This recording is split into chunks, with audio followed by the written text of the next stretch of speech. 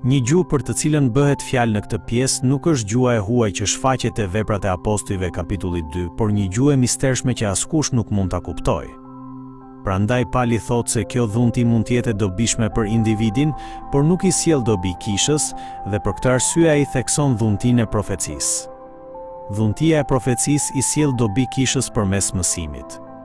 Dhuntitë e frymës së shenjtë janë dhënë që në fillim për to mirën e bashkësisë. Prandaj, dhuntitë që synojnë të shfaqin dhe të lartësojnë vetveten nuk përputhen me qëllimin e Perëndisë. Të kërkosh përfitimin personal në vend të dobisë bashkësisë nuk është dashuri. Për këtë arsye, duhet të kërkojmë dhuntinë e profecisë, e cila ndërton kishën. Prandaj, duhet i përkushtohemi mësimit të fjalës së Perëndisë për ta kuptuar vullnetin e tij dhe mësimit e shpalljes së asaj fjale. Duhet të kujtojmë se kriteri i dhuntive të frymës së shenjtë nuk është sa të mistershme janë, por sa shumë e ndërtojnë kishën. Pali thotë se gjuha duhet të mund të përkthehet. Fakti që mund të përkthehet tregon se ajo ka një kuptim të caktuar.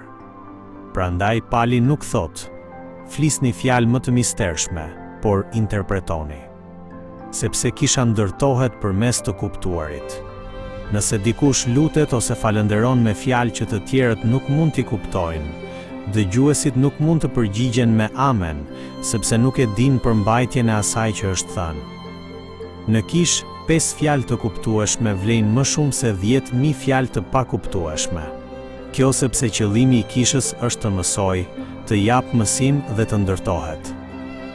Pjekuria shpirtërore nuk qëndron në të folurit e fjalëve mistike, por në të kuptuarit e fjalës së Perëndisë, në ndarjen e saj dhe në vënien e saj në praktikë.